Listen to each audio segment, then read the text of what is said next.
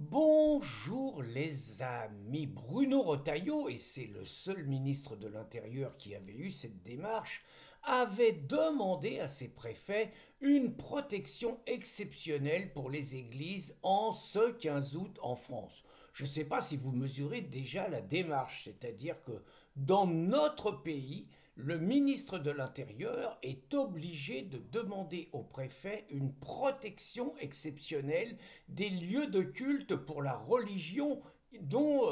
la religion majoritaire et historique du pays. C'est déjà quand même un premier signe qui devrait inquiéter les gens. La deuxième chose, c'est que certes ça s'est pas passé le 15 août, mais que le 16 août, nous avons eu deux nouvelles églises vandalisées en France, deux nouvelles églises vandalisées pour le prix d'une, puisque ça se passe à Pantin et à la Courneuve, donc des zones où il ne reste plus forcément beaucoup de catholiques et où la majorité est musulmane, et donc il se trouve qu'un Africain, il est décrit comme ça, à pieds nus, avec une casquette jaune et surtout avec un couteau à la main, en plein office, est venu donc menacer les croyants, exactement comme en Afrique, ces co-religionnaires, eux, ils les menacent pas, ils les tuent, hein, et donc il a commencé à tout vandaliser, et comme une église, ça n'y a pas suffi, on y a envoyé une deuxième église. Pour la petite histoire,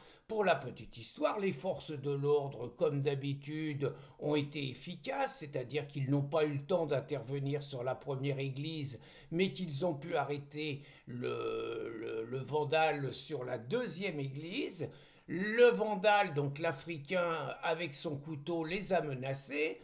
Je trouve invraisemblable qu'il n'ait pas été abattu, y compris si c'est dans l'église, mais malgré tout, les policiers ont pris des risques physiques et ont réussi à le déséquilibrer, ce qui veut dire qu'on aurait pu perdre un policier, avoir des policiers blessés, alors qu'il n'est pas anormal d'abattre un gars avec un couteau dans une église qui vandalise un lieu de culte et menace les croyants. Alors vous allez me dire que Gérald Moussa Darmanin n'est pas accouru. Je vous rappelle que Gérald Moussa Darmanin, alors ministre de l'Intérieur, avait accouru coude au corps quand il y avait eu simplement un tag sur une mosquée à Rennes, qu'il avait présenté au nom de la France ses excuses à la communauté musulmane et sa solidarité. Là, c'est une grande classique. Dans l'indifférence générale, les églises françaises sont attaquées, vandalisées. C'est le lieu de culte le plus visé. Et le moins qu'on puisse dire est que ça paraît laisser d'une indifférence totale le chef de l'État. On n'est pas étonné.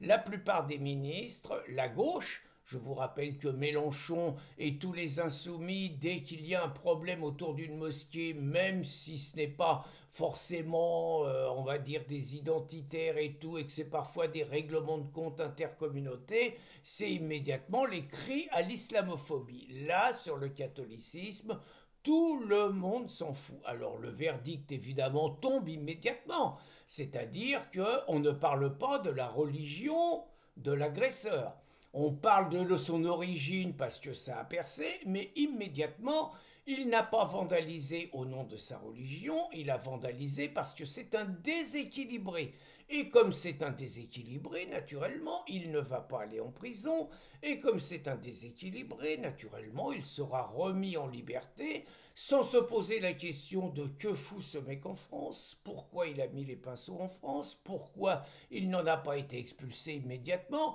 et pourquoi finalement, après la peine de prison ou l'asile psychiatrique qu'il va faire, il ne sera toujours pas viré, qu'il pourra recommencer à tuer, qu'il pourra recommencer à vandaliser, qu'il pourra recommencer à agresser, bref, que ce mec représente un danger pour l'ensemble de notre communauté. Alors on pourrait remarquer que l'indifférence, naturellement, c'est que nos églises, comme Notre-Dame, où au bout d'un quart d'heure on nous expliquait que c'était un accident, à Nantes, où la basilique de Nantes a brûlé avec un Rwanda qui s'est dit catholique, et il était tellement catholique qu'après avoir brûlé l'église, la basilique de Nantes, il a été remis en liberté, que ses bourreaux de curé l'ont repris, et qu'évidemment il a tué un curé parce que c'était un déséquilibré. Ben voyons. On pourrait dire que cette fois il n'y a pas eu comme le Père Hamel à Saint-Étienne-du-Rouvray ou comme les trois croyants à la basilique de Nice, toujours tués par le même profil, il n'y a pas eu de meurtre au sein de l'Église. On pourrait se réjouir de ça. Il n'empêche qu'il faudrait quand même, et c'est, comment dire, c'est ce qu'essayent de faire les médias de propagande et nos politiques, il faut quand même être tout à fait aveugle pour ne pas voir dans la multiplication des agressions contre nos lieux de culte la continuité de la multiplication des agressions contre nos compatriotes, en remarquant simplement que les agresseurs ont toujours le même profil et qu'au lieu de dire leur religion et qu'au lieu de dire que ce sont des actes de conquête, des actes de guerre, des actes de djihad, on préfère dire que ce sont des actes de déséquilibrés et surtout de ne pas tomber dans les clichés islamophobes et de ne pas stigmatiser une religion, une population. Comme disait mon copain Eric, ben voyons, bonne journée les amis.